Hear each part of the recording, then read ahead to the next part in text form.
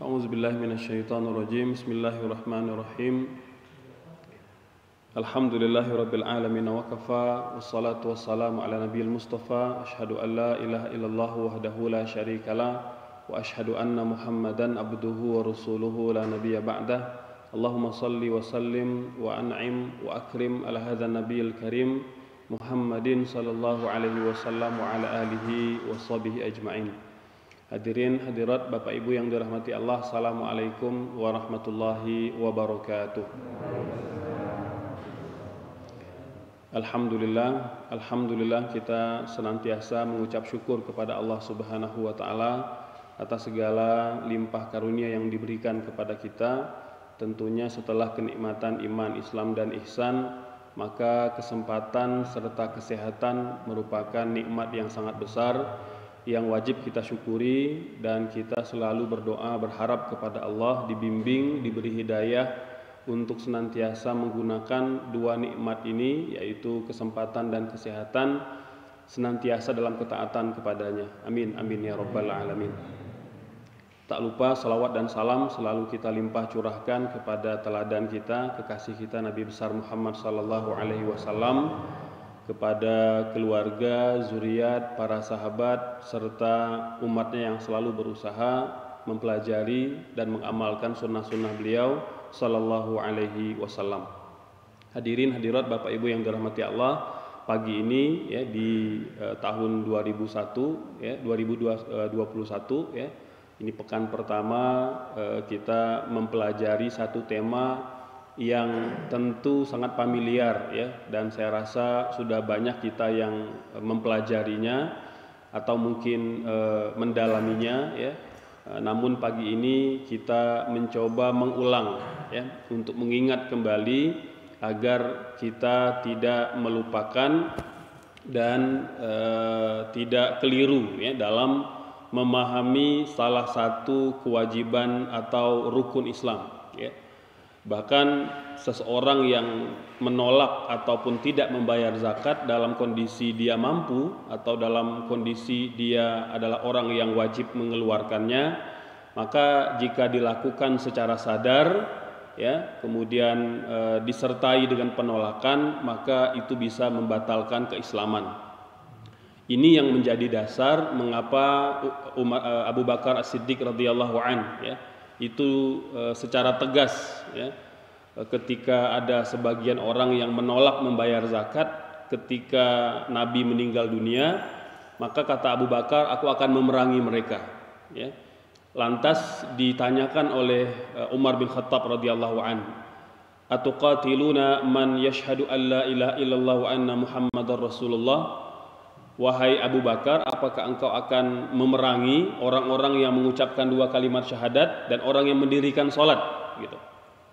Kemudian kata Abu Bakar, aku akan memerangi orang-orang yang memisahkan antara kewajiban sholat dan kewajiban membayar zakat. Gitu.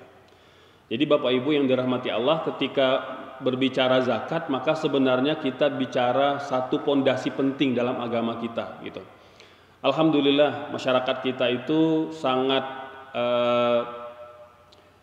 sangat memahami ya, bahwa ketika meninggalkan sholat itu bisa membatalkan keislaman ya, terutama sekali ketika disertai dengan penolakan atau mengingkari kewajibannya gitu ya, sehingga kita bisa pastikan masyarakat Indonesia itu untuk aspek sholat ya tergolong atau terkategori orang yang sangat taat gitu ya. Namun ketika berbicara zakat ya, itu banyak tiba-tiba orang yang merasa miskin gitu, ya, merasa miskin dan tidak layak atau tidak wajib membayar zakat gitu, ya. Nah ini yang perlu kemudian kita edukasi ya, dan kita jelaskan kepada masyarakat agar tidak keliru ya. Jangan sampai kita memahami bahwa zakat itu adalah cara agama kita membuat orang itu miskin atau kekurangan harta gitu. Saya mulai dengan mengutip satu firman Allah dalam surah Ali Imran ayat 14. Allah berfirman, A'udzubillahi minasyaitonirrajim. Zuyyina lin-nasi hubbus syahawati minan nisa'i wal banina wal qanatiril muqantarah minadh dhahabi wal fiddah wal khailil musawwamah wal an'ami wal harth dzalika mata'ul hayatid dunya wallahu indahu husnul ma'ab. Dijadikan indah pada pandangan manusia, pandangan kita itu pertama cinta kepada syahwat, ya, baik itu kepada wanita, pasangan-pasangan mereka, kemudian pada anak-anak mereka, dan pada harta benda yang sangat banyak, baik berupa emas, perak, ya, kuda pilihan, ya, kalau sekarang kendaraan pilihan, ya, wal an'ami wal harth, ya, termasuk binatang-binatang ternak dan sawah ladang. Zalika mata'ul hayati dunia, dan itu adalah perhiasan dunia, dan sesungguhnya di sisi Allah itu tempat kembali yang paling baik, yaitu surga Allah Subhanahu wa taala gitu. Ulama tafsir menjelaskan bahwa ayat ini menjelaskan bahwa manusia itu memang punya karakter cinta kepada dunia gitu. Ya, cinta kepada dunia. Itu juga yang dikhawatiri oleh Rasul ketika para sahabat, ya, pernah mengadukan kemiskinan, pernah mengadukan kekurangan yang mereka alami gitu, ya. Maka apa kata Rasul? Inni la akhafu alaikum al-faqra. Aku tidak pernah, ya, mengkhawatirkan umatku terhadap kefakiran, karena aku meyakini mereka akan menjadi orang-orang kaya, orang-orang yang mampu gitu, ya. Namun aku khawatir ketika mereka mampu bersabar diuji kekurangan, diuji kemiskinan, banyak mereka yang tidak sabar ketika diuji kekayaan gitu. Ketika dakhalat alaihim ad-dunya, ketika masuk ke mereka itu dunia. Jadi banyak yang lalai, banyak yang lupa gitu, ya. Oleh sebab itu para sahabat ini luar biasa gitu. Ketika mereka memegang harta gitu, ya. Bisa dikatakan mayoritas mereka yang diberi amanah, ya, di pemerintahan, apakah itu gubernur atau wali sebuah negeri, ya, diberikan gaji atau kafalah, itu banyak yang mereka tidak ambil gitu. Bahkan untuk keluarga mereka, ya. Contoh misalnya Abu Ubaidah bin Jarrah, ya. Ini sahabat Nabi yang pertama kali mendapat pengakuan kehormatan dari orang-orang Eropa karena hebatnya dalam strategi perang gitu, ya. Jadi kalau kita mungkin kadang atau sering mengagumi Khalid Al-Walid, ya, sebagai salah seorang sahabat Nabi yang berasal dari Persia, yang juga mengenalkan nanti tentang strategi perang penggalian parit pada perang Khandaq, sangat terkenal. Bahkan setelah itu dia memimpin banyak peperangan gitu. Namun hadirin sekalian, Khalid itu kalau dalam karir kemiliteran itu masih di bawah Abu Ubaidah. Jadi kalau Abu Ubaidah itu jenderal perangnya, kalau Khalid itu salah satu komando peletonnya gitu, ya, atau kompinya. Jadi masih di bawah arahan Abu Ubaidah. Bahkan setelah selesai karir di kemiliteran, Abu Ubaidah itu dilantik oleh Rasul menjadi gubernur, ya, di negeri Syam gitu.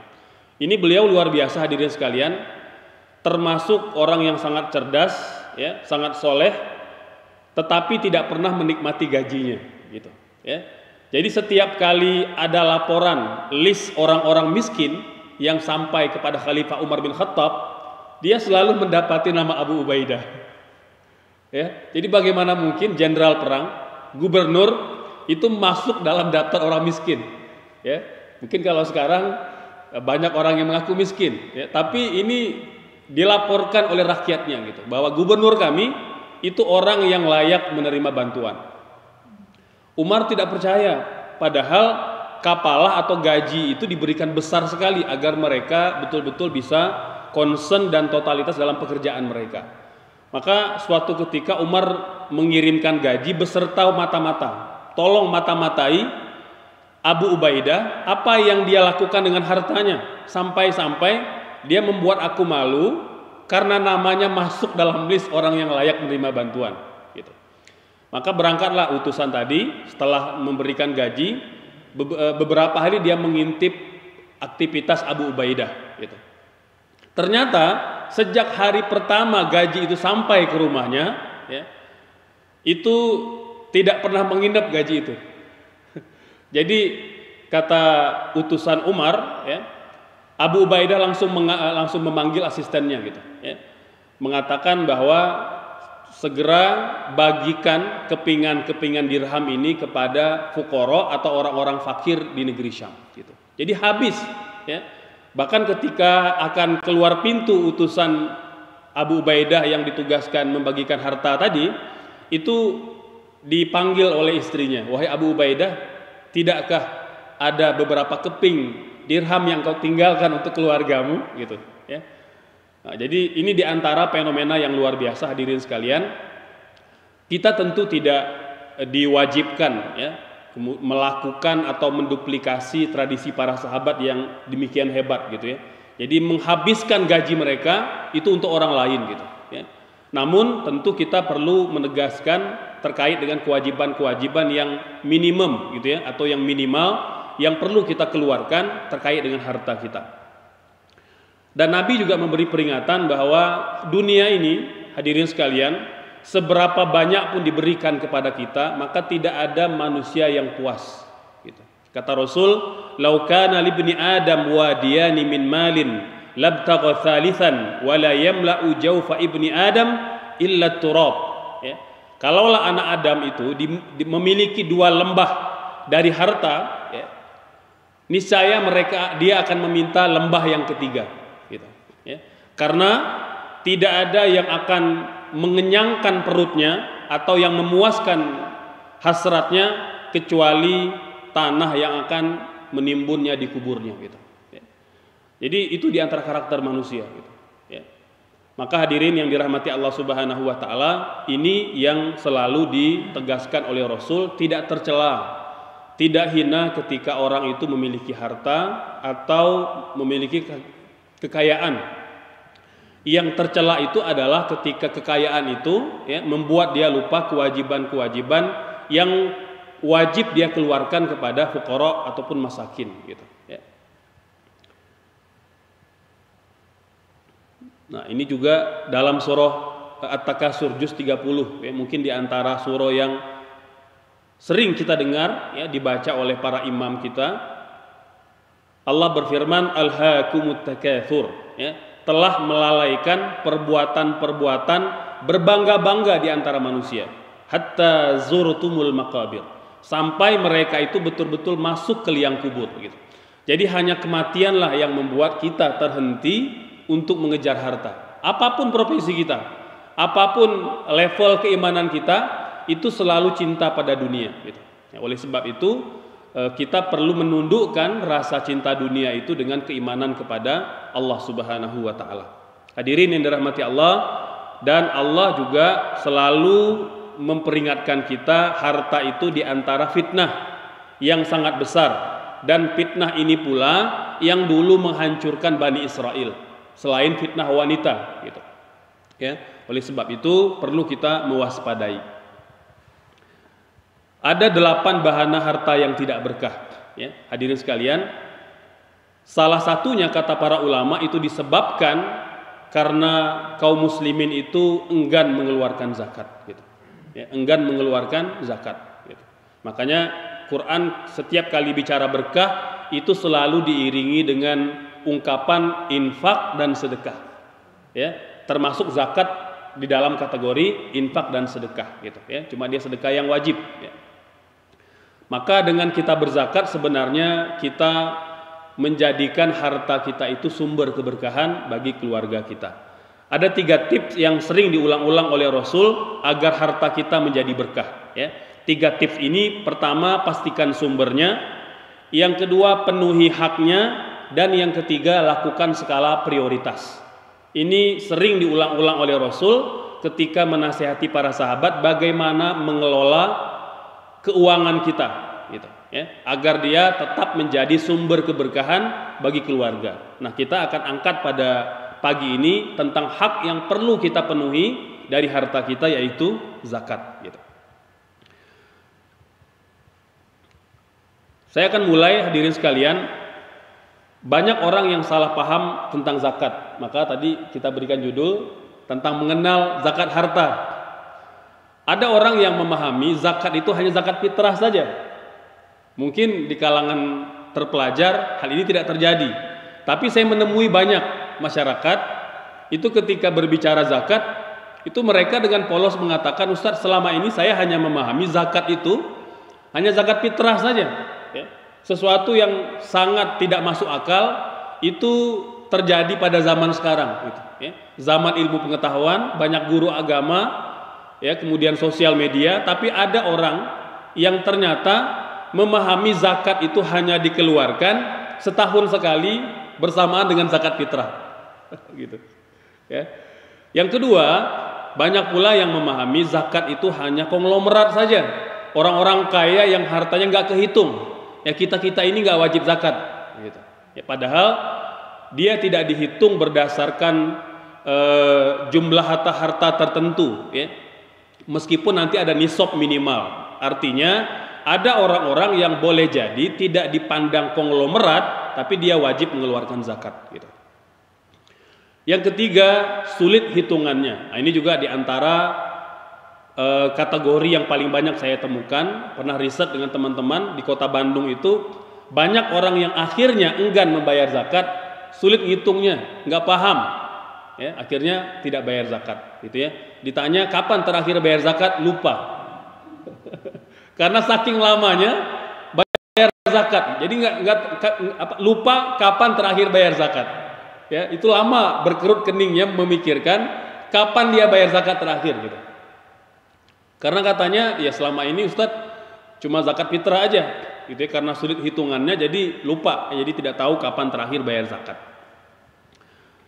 Hadirin sekalian, saya coba angkat sebuah data dari Basnas, ya. Ini tahun 2008, ketika itu Kiai Dini Hafidudin masih menjabat ketua Basnas, ya.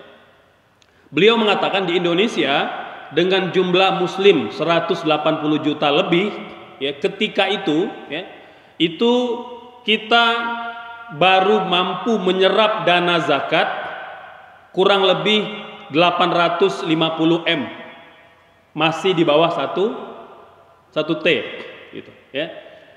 Atau hanya 4% dari potensi zakat, ya, yang mencapai 20 triliun. Jadi hanya 4%, kecil sekali, hadirin sekalian. Ya, Malaysia dengan sistemnya itu mampu pada tahun 2010, ya, itu menyerap tidak kurang dari 45% dana zakat, gitu, ya.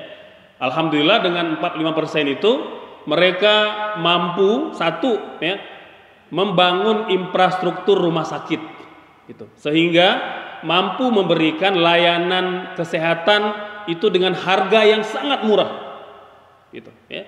Bahkan kita orang Indonesia ikut kecipratan kebaikan itu, ya, baik yang tinggal ataupun yang datang. Bapak Ibu mungkin yang pernah berobat ke Malaka, ya, kenal familiar dengan hospital Malaka misalnya, ya. Itu penyakit-penyakit kronis yang di Indonesia diponis oleh dokter perlu biaya sampai 1 M, sampai di hospital Malaka atau hospital mahkota di Malaka itu bisa harganya berkurang hampir beratus-ratus kali lipat, gitu. Sangat murah, terkenal. Kan kalau kita googling, rata-rata yang punya penyakit-penyakit kronis yang diponis operasi oleh dokter atau oleh rumah sakit, itu alternatif yang terdekat, ya, selain ke Singapura itu pasti ke hospital mahkota di Malaka, gitu.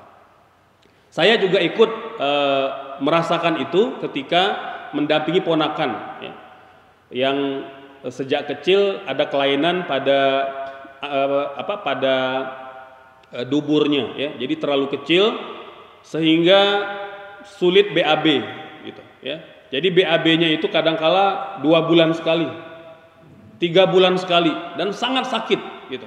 Dan ketika keluar itu sangat berbau karena sudah berbulan-bulan feses tertahan di di pencernaannya, gitu. Di Jakarta diponis oleh dokter harus operasi besar, memakan biaya hampir 1 M. Subhanallah. Kemudian kita ikhtiar, waktu itu kebetulan saya masih di Malaysia. menemui beberapa dokter yang ada di Malaka, di Hospital Mahkota itu, kemudian dilakukan observasi. Seminggu setelah itu diputuskan operasi kecil, ya. Hanya menelan biaya tidak sampai 200 juta gitu, hadirin sekalian, ya. Ini orang asing ikut merasakan murahnya layanan kesehatan di negeri Malaysia gitu. Mengapa? Karena infrastrukturnya itu hasil dari zakat kaum muslimin gitu. Nah, ini hadirin sekalian, kita yang jumlah muslimnya 180 juta, ya, kalau sekarang mungkin bisa hampir 250 juta, ya. Kalau kita total masyarakat Indonesia itu sekarang sudah di 300 lebih, ya,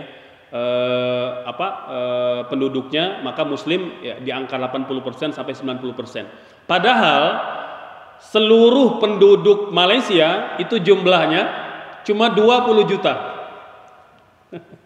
Cuma 20 juta. Saya pernah khutbah di Kedutaan Besar Indonesia di Malaysia. Saya katakan jumlah seluruh penduduk Malaysia itu sama dengan jumlah penduduk miskin di Indonesia gitu. Ya. Jadi kita miskin, warga miskin kita di angka 20 juta. Itu sama dengan total seluruh penduduk Malaysia. Ya, walaupun setelah khutbah saya dipanggil oleh staf kedutaan, Ustadz, lain kali kalau khutbahnya jangan bongkar aib katanya. Karena di sini ada orang Malaysia yang dengar katanya. Ya baik, Pak. Jadi kadang-kala kita tidak mau dikritik, ya, padahal itu membangun sekali. Tujuannya agar kita introspeksi gitu. Jadi zakat kita sangat kecil, hadirin sekalian, potensi yang bisa diserap oleh Basnas gitu. Makanya tentang zakat ini perlu kita optimalkan. Karena apa? Karena insya Allah jika dikelola dengan baik, ya, itu implikasinya manfaatnya akan kembali kepada masyarakat. Baik, saya percepat saja di sini, tidak terlalu panjang karena tadi ingin memberikan stimulan saja terkait dengan urgensi kita membayar zakat. Kalau kita bicara zakat, hadirin sekalian, ya, itu ada makna-makna yang sangat mendalam, ya, dari segi bahasa, ya. Zakat itu bisa berarti nama pertumbuhan, ya, artinya harta yang kita keluarkan itu berupa zakat sebenarnya dia tumbuh gitu, ya. Yang kedua, ada keberkahan karena zakat sendiri bermakna keberkahan.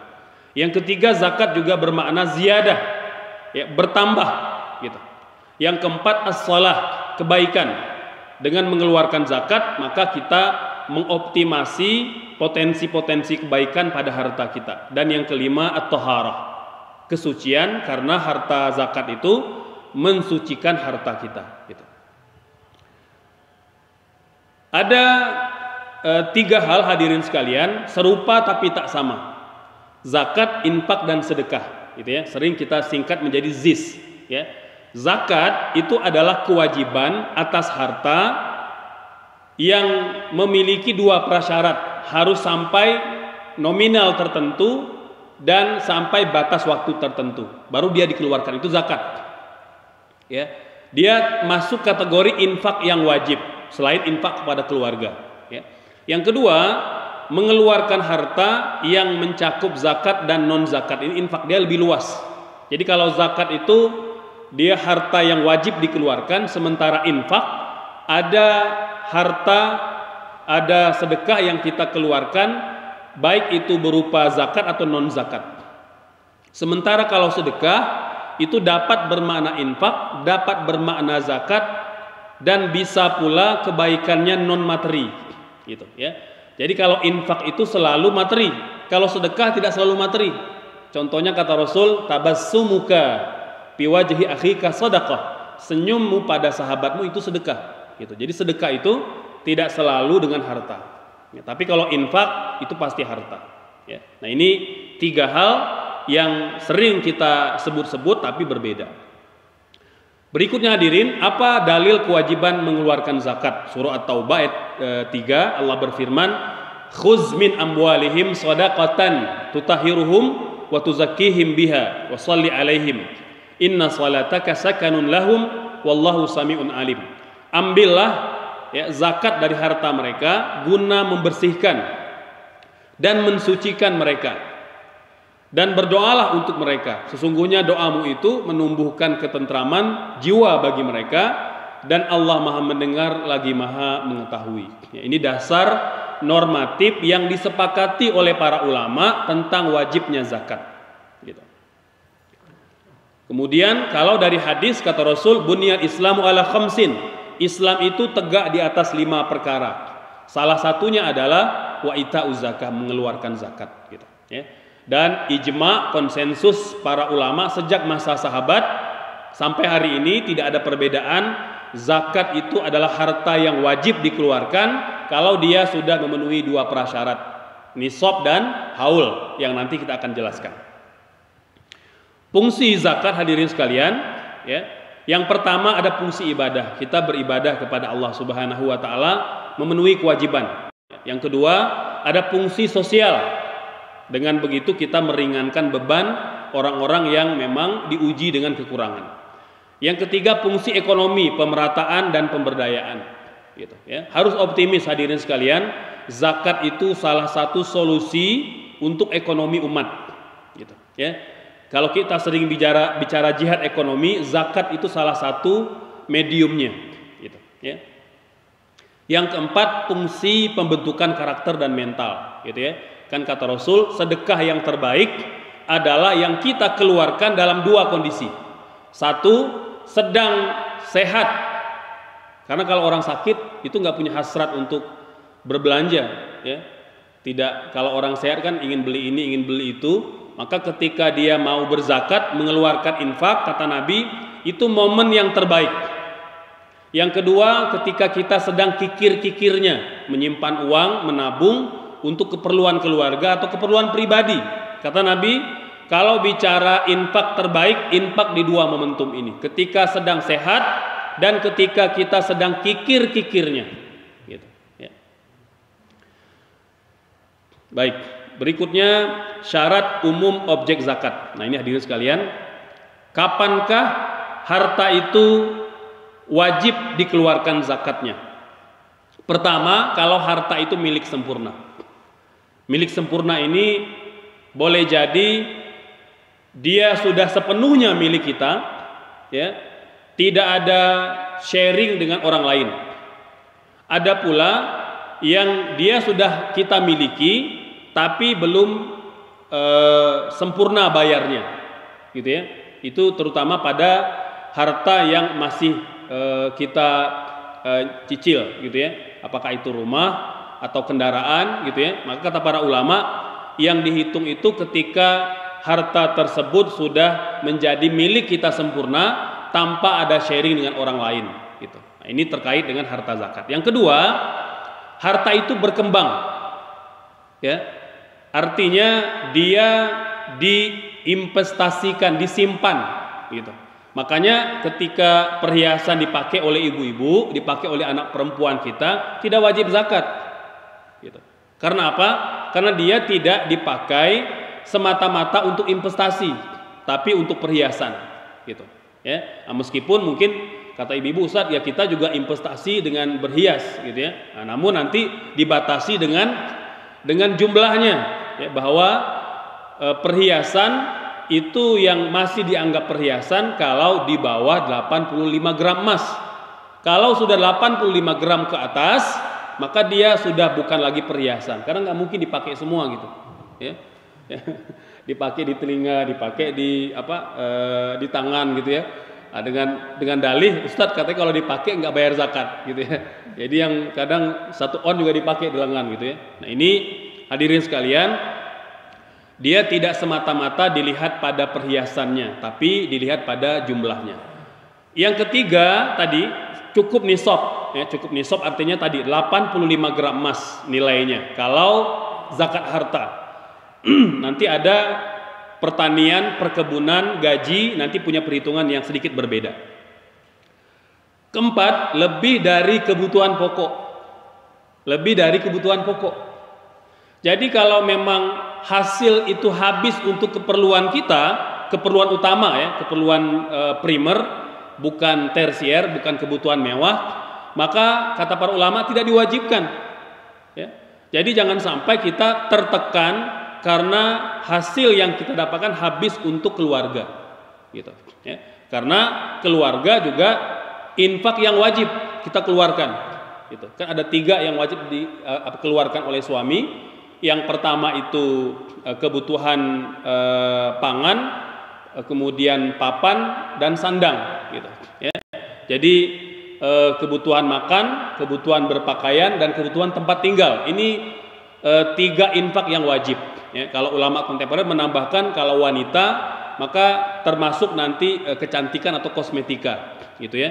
Nah, jadi kalau bicara kosmetika ini kan tidak semata-mata soal dandan, ya, tapi juga masuk di sana perawatan, gitu ya. Seperti misalnya pembalut, ya, kemudian keperluan-keperluan yang memang selalu diperlukan oleh kaum wanita, gitu. Ya, ini diantara jenis infak yang wajib dikeluarkan kepada keluarga. Nah, kalau sudah terpenuhi, barulah dia dikenakan wajib zakat. Yang kelima, bebas dari hutang, ya. Artinya hutang yang konsumtif, gitu ya. Nah, bukan hutang investasi, gitu ya. Kan beda nih. Kalau manajer atau jutawan juga punya hutang, ya. Tapi hutangnya hutang dalam rangka hutang yang bergerak, gitu ya. Nah, jadi kalau kita hutang itu untuk konsumtif, yang konsumsi, maka dia masuk salah satu hal yang membuat orang tidak wajib zakat. Yang keenam, berlalu 1 tahun atau haul. Jadi harta itu, hadirin sekalian, Islam itu sangat caring kepada kaum muslimin, sehingga harta itu betul-betul dianggap bagian dari surplus harta kita. Dia dianggap lebih dan tersimpan selama setahun. Jadi kalau kita baru 6 tahun sudah habis, tidak wajib zakat. Misalnya Bapak Ibu alhamdulillah diberikan penghasilan agak besar. Tadinya kalau dilihat pada jumlahnya wajib zakat, tapi baru 6 bulan sudah habis. Tidak nyampe setahun, tidak tersimpan, tidak wajib zakat. Tidak wajib zakat, gitu, ya. Ibu-ibu di awal bulan beli emas 10 gram, ya. Atau misalnya 90 gram misalnya, gitu, ya. Jadi ataupun total dijumlah dengan emas yang ada, gitu ya. Total emas yang tersimpan 100 gram. Tapi 100 gram itu nggak nyampe akhir tahun. Akhir tahun sudah tinggal 80 gram emas, tidak wajib zakat. Tidak wajib zakat. Karena apa? 85 gram itu harus bertahan selama setahun, baru dia wajib dikeluarkan zakat, gitu, ya. Nah, ini kadangkala banyak yang tidak paham. Ustadz, apakah 85 gram emas itu batas harta yang wajib dikeluarkan zakat langsung atau seperti apa, ya? Maka ulama berdasarkan hadis Rasul itu menyebutkan bahwa ada batas haulnya. Jadi usia penyimpanan harta setahun, ya. Kalau sudah tersimpan selama setahun baru dikeluarkan zakat, gitu. Nah, ini diantara objek yang wajib dikeluarkan zakat. Kalau hadis Rasul itu ada 6. 1, emas dan perak yang kita simpan, ya. Yang kedua, biji-bijian dan kurma, ini hasil pertanian, ya. Yang ketiga, peternakan. Pada masa Nabi itu hanya ada 3, sapi, unta, dan kambing. Kemudian hasil tambang, khususnya emas dan perak, gitu. Ya, yang menambang itu wajib mengeluarkan zakat. Atau barang dagangan, ya. Dan yang keenam, harta karun, rikas, gitu. Nah, ini hadirin sekalian, objek zakat yang memang disampaikan secara verbal oleh Rasul Shallallahu Alaihi Wasallam. Namun kemudian oleh ulama kontemporer dilakukan sejumlah riset, ya, dikembangkan sampai hari ini disebutkanlah ada 9 objek zakat. Yang pertama uang, ya. Jadi pada masa Nabi belum ada uang, karena ketika itu mata uang berupa emas dan perak, dinar dan dirham. Nah, hari ini uang rupiah, ya, itu menggantikan posisi mata uang. Maka ulama mengatakan uang menjadi salah satu harta yang wajib zakat. Yang kedua, hasil pertanian umum. Jadi kalau pada masa Nabi itu hanya biji-bijian dan kurma yang ada bijinya. Jadi kalau yang nggak pakai biji nggak wajib zakat. gitu. Namun kata para ulama, semua jenis pertanian itu wajib zakat. Nah, tapi nanti ada nisabnya gitu ya. Jadi berapakah hasil yang dihasilkan oleh petani hingga dia wajib zakat gitu ya. Yang ketiga, hasil industri. Jadi tidak semata-mata sapi, unta atau kambing, tapi susunya. Karena ada perusahaan besar yang memang menghasilkan susu sapi, unta atau kambing, dan omsetnya itu bisa triliunan gitu ya. Yang keempat, hasil tambang dan hasil alam lainnya. Pada masa Nabi itu hanya emas perak, sekarang nikel, biji besi ya, kemudian emas hitam ya, itu minyak ya, itu termasuk hasil tambang. Yang kelima, industri perdagangan. Nah, jadi tidak semata-mata barang dagangan, tapi industri perdagangan. Dia mungkin tidak jual barang, tapi dia punya aplikasi, ya, punya Gojek, gitu ya, punya aplikasinya, gitu, ya, punya apa lagi ya? Sekarang ada Shopee, ada Lazada, ada Tokopedia, ya. Maka industri juga termasuk salah satu segmen yang wajib zakat. Investasi surat berharga, properti dan lain-lain, gitu ya. Penghasilan diantaranya profesi, dividen dan royalti, gitu ya. Ada orang yang memang dia tidak punya profesi yang wajib zakat pada masa Nabi, ya. Jadi dia bukan bukan pengusaha, tapi dia punya profesi dan hasilnya itu lebih besar dibanding orang yang berwirausaha, ya. Makanya memang pada objek ke-8 ini ada perbedaan di kalangan para ulama, ya. Kalau ulama salaf mayoritas mengatakan, ulama terdahulu mengatakan profesi itu tidak termasuk orang yang wajib zakat, karena tidak ada keterangan secara tekstual, secara verbal. Namun ulama-ulama kontemporer, salah satunya mantan ketua ulama dunia Syekh Profesor Dr. Yusuf Al-Qaradawi, ini beliau termasuk ulama di generasi kontemporer yang mengatakan wajibnya zakat profesi. Mengapa? Karena terpenuhinya keadilan di antara kaum muslimin. Karena sangat tidak adil jika ada petani yang punya penghasilan setahun 100 juta, gitu. Dia wajib mengeluarkan zakatnya 2,5% kalau dari harta yang tersimpan, atau dia wajib mengeluarkan 2,5%, 5% atau 10% setiap kali panen. Karena kalau petani ini zakatnya setiap kali panen, kalau mencapai nisab tertentu. Jadi kalau dia panen 5 kali setahun, 5 kali dia zakatnya. Jadi kalau di total dia punya penghasilan anggaplah 200 juta, dia wajib mengeluarkan kurang lebih 25 juta dari harta yang dia punya. Tapi ada orang yang punya profesi, kalau berdasarkan keterangan salaf tidak wajib zakat, tapi penghasilannya setahun bisa 1 triliun dan tidak wajib zakat. Apakah adil kemudian petani yang hasilnya tidak begitu besar itu wajib mengeluarkan 2,5%, sementara pengacara, dokter, ya, atau tenaga pakar itu punya penghasilan sampai 1 triliun per tahun tidak wajib zakat, gitu. Maka pendekatan yang dilakukan oleh ulama kontemporer dengan beberapa komisi fatwa dunia mengatakan orang yang punya profesi wajib zakat. Maka dokter, pengacara, dosen, ya, kalau mencapai nisab harta yang wajib zakat dan setahun tersimpan, wajib mengeluarkan zakat, gitu. Namun kita juga harus mengatakan ada khilaf di kalangan para ulama. Misalnya guru-guru kita di Jawa Barat, misalnya di Persis, ya, nah ini termasuk yang bersikap mengatakan tidak ada zakat profesi, ya. Itu tidak bisa kita salahkan karena memang sumbernya dari para ulama salaf, ya. Tidak ada seorang pun antara mereka yang mengatakan wajibnya orang yang berprofesi mengeluarkan zakat, gitu ya. Karena memang dulu pada masa Nabi tidak ada profesi yang sampai diberi kafalah triliunan, gitu ya. Nah, jadi tidak seperti sekarang. Kemudian hadiah, undian, komisi dan sebagainya. Ini kalau ulama kontemporer wajib dikeluarkan zakatnya. Tapi kalau ulama salaf tidak wajib dikeluarkan karena tidak disebutkan oleh Rasul sebagai objek zakat gitu. Baik hadirin sekalian, selanjutnya,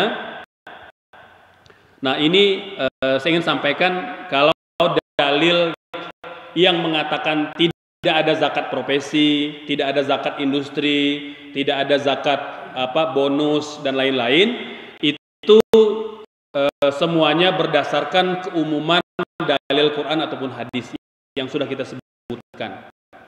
Ya, jadi tidak ada keterangan yang mewajibkan tentang zakat-zakat tadi. Adapun ulama kontemporer itu mengatakan ada perluasan karena satu, ya, dalil umum kewajiban zakat atas harta. Yang kedua, umum zakat dalam hadis diutusnya Mu'az ke Yaman. Dan yang ketiga, kias atau analogi syar'i dengan zakat pertanian, gitu, ya. Nah, jadi mengapa orang berprofesi itu wajib bayar zakat setiap kali dia gajian, ya, haulnya itu tidak nunggu setahun, ya. Menurut pendapat di kalangan para ulama itu dikiaskan dengan orang yang bertani. Jadi kalau orang yang bertani atau berkebun, dia wajib bayar zakat itu setiap kali panen.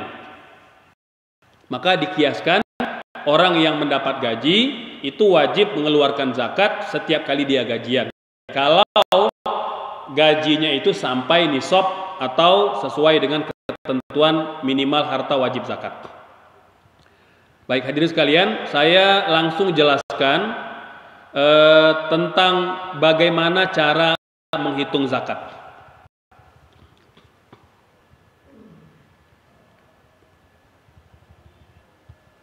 Pertama, perhitungan zakat. Jadi kalau bicara besaran zakat itu paling tidak 5 jenis. Yang pertama, ada harta yang merupakan 20% dari hartanya. Ini kalau kategorinya harta temuan. Ya. Kata para ulama, harta temuan ini kalau dia tertimbun di tanah atau yang tidak terlihat oleh kebanyakan pandangan manusia, gitu, ya. Karena kalau harta temuan di jalan itu bukan harta temuan sebenarnya, tapi harus dikembalikan kepada pemiliknya. Nah, jadi nggak boleh ya ketemu uang 1 koper gitu ya, oh ini harta temuan, enggak gitu, ya. Jadi ada namanya luqotoh, ada namanya rikas. Luqotoh itu barang temuan yang wajib dikembalikan, diumumkan selama setahun. Kalau tidak ada yang mengklaim, maka baru dia bisa dimiliki oleh orang yang menemukan, gitu, ya. Dan harta luqotoh ini tanggung jawabnya kepada Allah Subhanahu wa taala, gitu, ya. Nah, jadi kalau dia menyembunyikan, berkhianat dan lain sebagainya, maka dia menanggungnya di hadapan Allah Subhanahu wa taala. Jadi yang disebut sebagai harta temuan kata para ulama, harta rikas itu kalau dia tertimbun, harta-harta umat terdahulu, ya. Kan kita sering menyebut harta korun, gitu ya. Walaupun korun itu meninggalnya di Timur Tengah, gitu ya, tapi mungkin hartanya hanyut sampai ke Indonesia. Lebih kepada istilah ya yang ada di tengah-tengah kita. Nah, termasuk hadiah langsung yang tak terduga. Meskipun hadiah langsungnya ada khilaf, ya. Ada yang mengatakan tidak wajib, ada yang mengatakan wajib dikeluarkan zakat, gitu ya. Dikeluarkan 20%. Ya. Dan tidak ada nisabnya. Tidak ada ketentuannya. Pokoknya kalau ada harta temuan, berapapun besarnya wajib dikeluarkan 20%. Gitu. Yang kedua, ada yang jumlahnya 10%. Ini ketika kita bertani, ya, atau berkebun, ya, itu nisabnya 550 kg beras. Ya, 520 kg beras. Ya, atau yang sejenis dengannya, ya, bisa gandum, gitu ya. Jadi kalau nisabnya 520 kg beras, maka kita keluarkan 10%. Berapa itu 10%-nya? 50 52 kilogram yang kita keluarkan sebagai zakatnya. Ada yang 5%. Nah, ini sama nisabnya ya. Bedanya apa? Kalau yang 10% itu kalau dia tidak ada biayanya, pakai hujan aja apa pengairannya gitu. Nah, kalau yang 5% ini kecil, kalau dia pakai PDAM gitu ya, pakai pupuk ya, banyak biaya yang dia keluarkan, maka diperkecil nilai zakatnya jadi 5%. Subhanallah. Islam begitu memperhatikan terkait dengan nominal besarnya zakat. Ada yang 2,5%, ini yang umum ya. Itu kalau kita memiliki nisab harta 85 gram emas. Jenis hartanya emas perak, tabungan, piutang lancar ya, saham, obligasi, profesi, perusahaan dagang, termasuk tambang gitu ya. Nah, ini dikeluarkan 2,5% dari nisab harta dan haul setahun tadi gitu ya. Nah, kecuali tadi kalau profesi, maka setiap kali gajian ya, maka dia mengeluarkan 2,5% gitu. Ada yang tertentu ini seperti kambing, kerbau dan unta gitu ya. Nanti ada hitungannya, setiap 30 ekor, setiap 50 ekor, setiap 100 ekor itu ada jumlah kambing, sapi ataupun unta yang wajib dikeluarkan gitu ya. Nah, ini hadirin sekalian terkait dengan ragam perhitungan zakat gitu. Nah, ini kalau kita bikin tabelnya begini gitu ya, terlihat tidak? Ya. Jauh ya, agak kurang besar ya. Bisa di zoom, mungkin dari atas dulu kali ya. Ya. Bisa terlihat ya. Jadi yang pertama kita uraikan dulu tentang gaji atau upah. Kapankah gaji atau upah wajib dikeluarkan 2,5%? Itu pertama kalau nilainya minimal 85 gram emas dan didapatkan saat diperoleh, atau setahun kita simpan harta tersebut gitu ya. Nah, jadi ini ada dua pendekatan. Jadi kalau gaji itu bisa kita bayar per bulan atau bisa kita bayarnya per tahun ya. Mungkin kalau per bulan akan lebih ringan ya, jadi tidak terasa kalau di akhir tahun. Saya sering mendampingi para pengusaha-pengusaha Arab itu ketika mengeluarkan zakat untuk dibagikan kepada mahasiswa ya. Ketika dulu di Timur Tengah itu mereka kalau mengeluarkan zakat ada yang memilih bayarnya bulanan. Ketika ditanya mengapa, biar tidak jantungan di akhir tahun katanya ya. Dan biar tidak berat mengeluarkannya gitu ya, karena zakat mereka itu kadangkala di akhir tahun sampai 5M ya, sampai 10M ya, itu zakatnya saja gitu ya. Makanya katanya lebih ringan kalau saya keluarkan setiap bulan gitu ya. Jadi tidak terlalu jantungan untuk menandatangan cek yang dikeluarkan untuk mengeluarkan zakat gitu. Ini yang pertama. Yang kedua, zakat berupa simpanan emas, perak atau uang itu kalau dia emas 85 gram. Kalau dia perak 595 gram. Beda ya hadirin sekalian, ini ibu-ibu terutama atau kaum bapak yang mungkin punya perak ya, karena emas tidak boleh dipakai oleh laki-laki. Disimpan boleh ya, kalau logam mulia itu boleh disimpan, tapi kalau wanita boleh dipakai. Nah, kalau laki-laki boleh memakai perhiasan selain emas ya, intan, berlian, perak itu boleh. Atau yang senilai dengan 85 gram emas gitu ya. Nah, ini waktunya setahun, dikeluarkan 2,5%. Barang dagangan sama 85 gram emas setahun dan dikeluarkan 2,5%. Nah, kalau hasil pertanian dikeluarkan setiap kali panen dengan dua pilihan tadi, 5% atau 10%. Kapan dikeluarkan 5%? Kalau dia ada biayanya. Kapan dikeluarkan 10%? Kalau nggak pakai biaya, gratis gitu ya. Nah, dia punya kebun, tidak perlu banyak biaya, dapat hasil setiap panen, maka itu mengeluarkan 10%. Nah, ini nisabnya kapan? Berapa nisabnya? 1.400 kg. 1.400 kg. Misalnya jeruk. Hitung aja. Kalau hasilnya 1.400 kg ke atas, maka dia wajib dikeluarkan zakat. Gitu. Ya.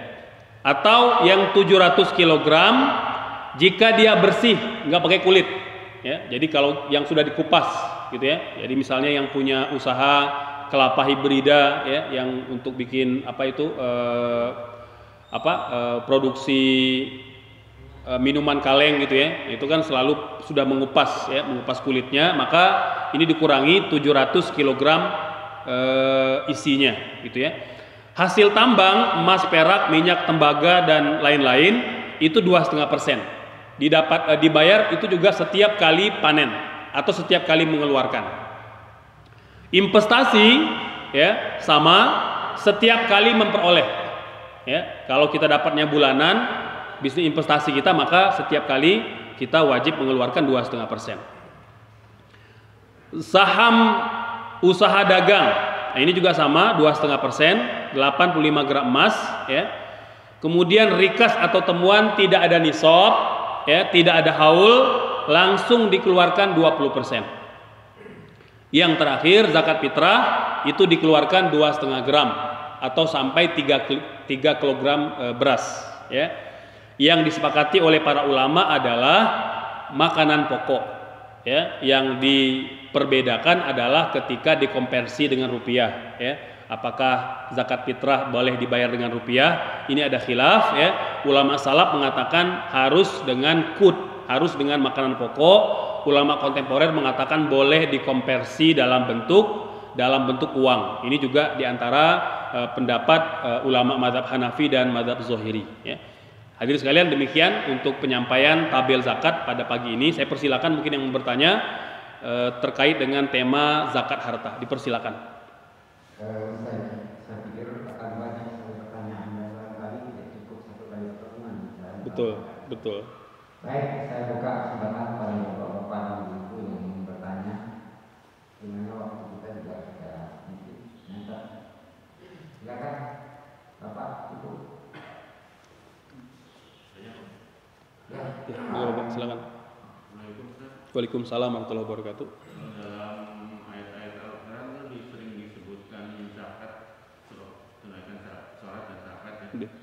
Dalam kenyataannya apakah lebih sering dikeluarkan zakat atau infak sehariannya? Karena kalau zakat kan berarti ada haulnya itu. Betul. Gimana? Ya, jadi pertama, mengapa kalimat sholat itu selalu beriringan dengan zakat gitu ya. Ini ulama cukup banyak menguraikan ya, diantaranya adalah bahwa dua ibadah ini adalah pondasi ajaran Islam. Kalau sholat itu simbol hubungan vertikal kita dengan Allah, hablum minallah. Zakat itu hubungan horizontal, hablum minan nas gitu ya. Artinya kata para ulama, Allah ingin menyebutkan kepada kita bahwa hubungan vertikal tidak ada artinya kalau tidak diperkuat dengan hubungan horizontal. Begitu pula sebaliknya. Artinya orang yang beriman kepada Allah, yang sempurna imannya, itu tidak boleh hanya menonjol ibadah ritual saja, sementara ibadah sosialnya tidak, begitu ya. Jadi mengapa selalu berbarengan aqimus shalah wa atuz zakah atau iqamus shalah wa itaiz zakah dengan beberapa bentuk akar kalimat bahasa Arab yang digunakan, semuanya mengarah pada satu kesimpulan. Allah ingin memberi pesan kepada kita bahwa dua ibadah ini menjadi pondasi dasar keislaman seseorang, bahkan bisa membatalkan keislaman jika dia tidak dipenuhi disertai dengan penolakan atau membantah kewajibannya. Kan contoh kata Imam Syafi'i, kalau orang yang tidak sholat ditanya mengapa tidak sholat, kalau dia malas maka dia diwajibkan dan boleh dihukum karena dia malas sholat ya, tetapi dia tetap dianggap mukmin, dianggap muslim. Tapi kalau ada orang yang tidak sholat, ketika ditanya mengapa tidak sholat, Saya meragukan kewajiban sholat, atau dia mengatakan sholat itu bagi yang mau saja, gitu. Jadi dia menolak kewajibannya, maka kata Imam Syafi'i diberi waktu 4 hari untuk bertobat. Kalau tidak mau bertobat, hari kelima penguasa muslim yang sudah menerapkan undang-undang Islam boleh eksekusi mati. Subhanallah. Itu kalau menolak kewajiban sholat. Begitu pula dengan zakat, sama. Jadi kalau ada orang yang menolak membayar zakat, karena memang pada prinsipnya zakat itu dijemput. Makanya kan perintahnya khuz min amwalihim.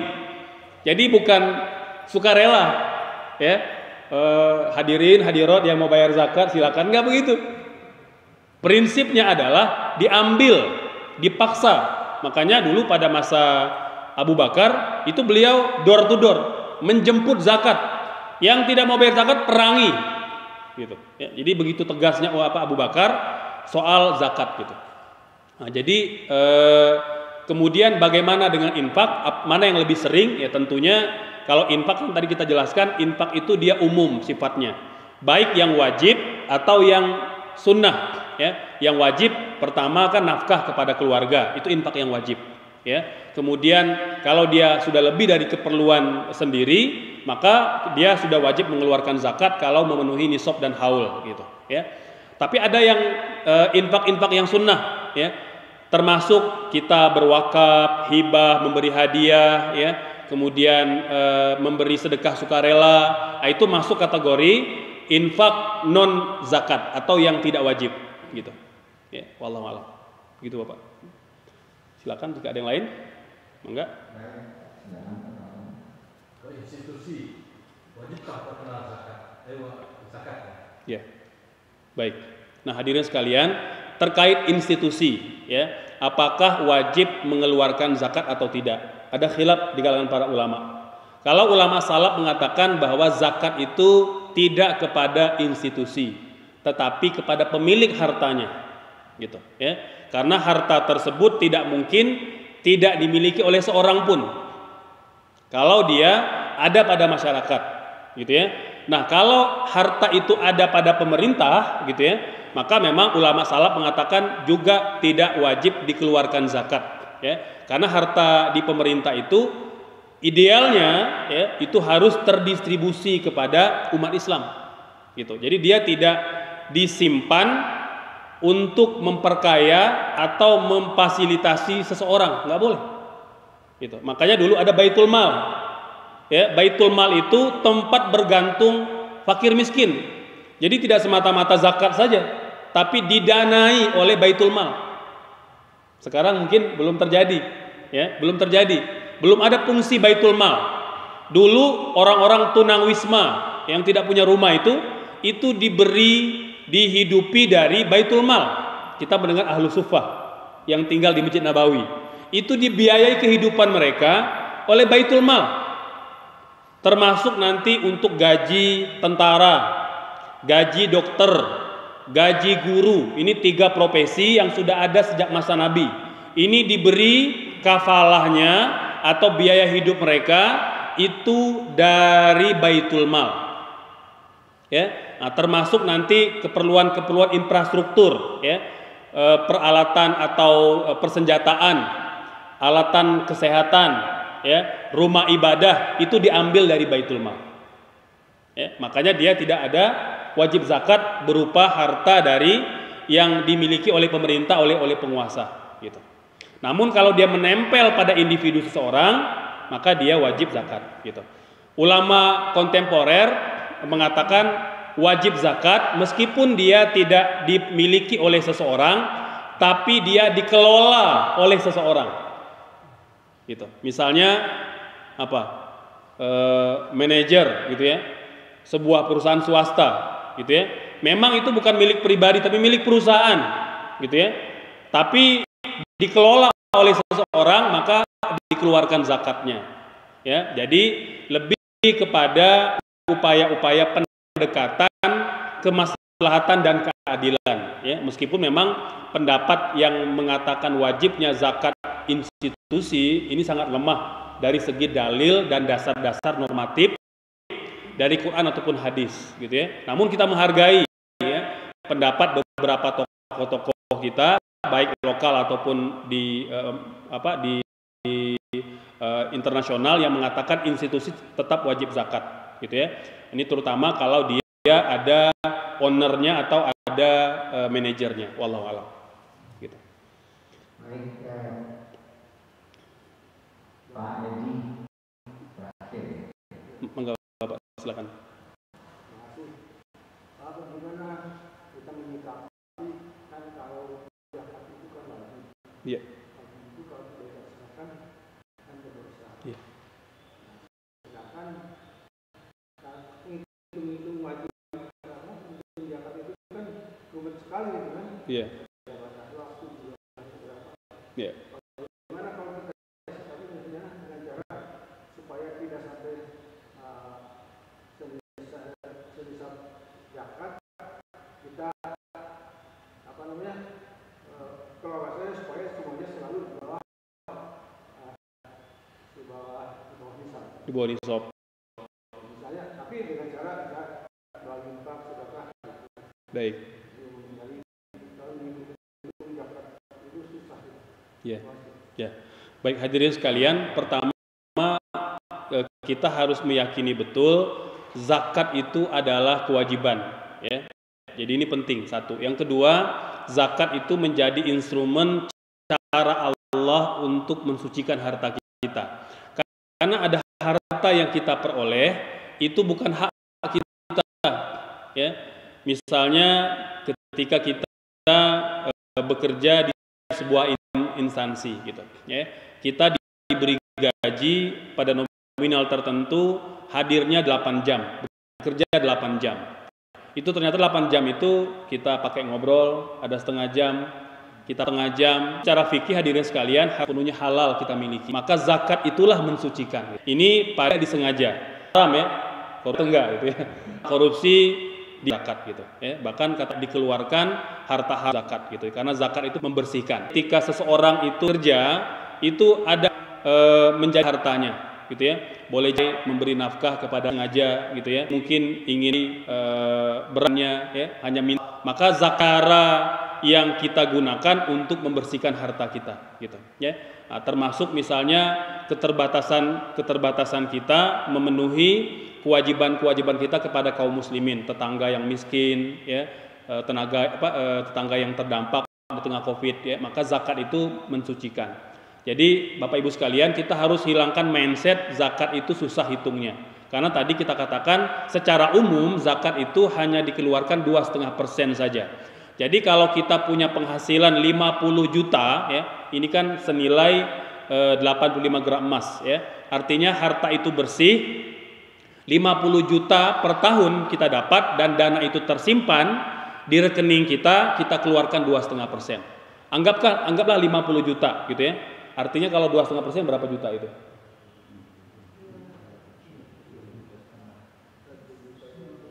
1 juta. Ya, artinya di bawah 2 juta. Masya Allah, hadirin sekalian, di bawah 2 juta kita keluarkan setahun tidak akan membuat kita miskin. Ya, tidak akan membuat kita miskin gitu. Ya. Bahkan justru kalau kita yatahayal kata ulama ya. Jadi apa ya? Yatahayal itu bermuslihat kepada Allah agar kita terbebas dari zakat, itu termasuk dosa. Termasuk dosa. Gitu ya. Pokoknya bagaimana caranya kita nggak keluar zakat, kita membuat hilah, menghindari bayar zakat, itu termasuk dosa. Ya, bahkan kata ulama termasuk dosa besar. Karena apa? Karena dia meninggalkan rukun Islam. Gitu. Ya. Nah, jadi insya Allah kalau kita niatkan dengan benar, justru zakat itu akan menambah sumber keberkahan dalam keluarga gitu ya. Jadi ini penting kemudian kita pahami. Dan terakhir Bapak Ibu sekalian, ketika kita mengeluarkan zakat ya, itu juga tidak berarti menghalangi kita untuk berinfak yang lain gitu ya. Nah, jadi itu kan yang wajib. Kalau kita ingin berinfak, menambah pemberian, apakah dengan sedekah kepada fakir miskin, yatim piatu ya, kemudian sekolah ya, kepada orang-orang yang memang kekurangan, itu sangat baik gitu ya. Ini diantara karakter generasi salaf terdahulu, yaitu mereka gemar bersedekah gitu ya. Nah, jadi yakinilah bahwa sedekah itu tidak semata-mata menambah keberkahan, tapi juga menambah harta itu tersebut gitu ya. Jadi mungkin kalau ada waktu kita akan uraikan banyak cerita yang dialami oleh para ulama bahwa ternyata jika kita ingin kaya ya, tercukupi kebutuhannya gitu ya, maka di antara cara menjemputnya adalah dengan zakat gitu. Jadi ternyata kata para ulama, cara menjemput rezeki itu tidak semata-mata bekerja, tapi bayar zakat itu ternyata cara kita menjemput rezeki dari Allah Subhanahu wa taala gitu ya. Nah, ini kemudian kita harapkan bisa memberikan pencerahan. Mungkin demikian ya. Kita cukupkan untuk hari ini. Bapak Ibu nanti yang mungkin mau file ini mungkin bisa menghubungi Bapak oh iya. Sudah disebutkan tadi Ya. bahwa bekerja 8 jam kita menerima gaji. Bagaimana kalau yang tidak bekerja lagi nih Pak? Ya. Pensiun misalnya. Yang dikeluarkan itu namanya zakat atau semacam sedekah? Iya, Bapak kalau yang tidak bekerja sama sekali ya dan dia tidak punya harta yang nisab tadi, maka tidak wajib zakat. Tapi kalau ada orang yang tidak bekerja tapi dia punya investasi gitu ya, dana yang terus bergerak walaupun dia tidak bekerja gitu ya, maka kalau dia cukup nisabnya 85 gram emas dan setahun, maka setiap tahun dia bayar zakat gitu ya. Jadi dia karena tidak mendapat gaji, tidak punya penghasilan setiap bulan, maka tidak bayar gaji setiap bulan. Tapi harta yang dia wajib keluarkan setiap tahun itu dari yang dia simpan. Maka tadi kita katakan salah satu harta yang wajib zakat, harta yang tersimpan di rekening. Nangkring aja itu. Setiap tahun lihat aja Bapak Ibu, kalau nilainya ya, kalau sekarang 1 gram berapa? Punten. Anggap 1 juta. Ya, artinya 85 gram kali 1 juta berarti 85 juta. Bapak Ibu, kalau setiap tahun akhir tahun di rekening kita atau total harta yang kita simpan termasuk misalnya apakah dalam bentuk rupiah, dalam bentuk dolar dan lain-lain, kalau jumlahnya 85 juta tidak kita apa-apakan sampai akhir tahun, maka wajib dikeluarkan 2,5%. Ya kurang lebih 2 juta lah gitu kira-kira gitu ya. Dari nilai tadi gitu ya. Intinya 2,5% dari 80 juta gitu. Kalau di bawah itu tidak wajib zakat. Misalnya 79 juta enggak wajib zakat. Pokoknya kalau dia tidak nyampe 85 gram nilai emas hari ini, tidak wajib zakat. Tidak wajib zakat gitu ya. Begitu ya. Saya kira saya mau usulkan kalau boleh yang akan datang masih membahas tentang ini. Boleh. Tapi lebih kepada diskusinya. Ya. Karena ini bagi saya saja, rasanya saya ingin ajukan lebih dari 5 pertanyaan tapi kalau tidak ada, saya hanya sampaikan 1 komentar saja. 1 komentar adalah tadi ada yang slide Ustaz menjelaskan bahwa hanya 4% dari sekian ratus juta orang Indonesia yang terhimpun zakatnya. Saya kira itu yang terhimpun oleh institusi yang terhimpun. Tapi bukan berarti bahwa hanya 4% dari masyarakat Muslim Indonesia yang membayar zakat. Ya. Contohnya ada orang yang tidak membayar zakat lewat institusi itu karena dia juga punya orang yang dia ingin santuni langsung, dan itu jumlahnya menurut saya lebih banyak daripada yang membayar pada institusi, yakin saya. Ya. Kalau dia bayarkan di institusi sementara orang yang membutuhkan bantuan dia banyak, dia tidak akan mampu memintakan kepada institusi untuk memberikan kepada orang yang dia mau santuni. Andai kata dia ingin menyalurkan zakat kepada institusi, itu masalahnya. Ya. Jadi itu komentar saja. Saya cenderung untuk ada diskusi saja mungkin. Karena itu saya minta filenya, dengan file itu saya berharap saya bisa buat daftar pertanyaan. Baik, kalau Bapak setuju, itu silakan ya. Terima kasih. Mari kita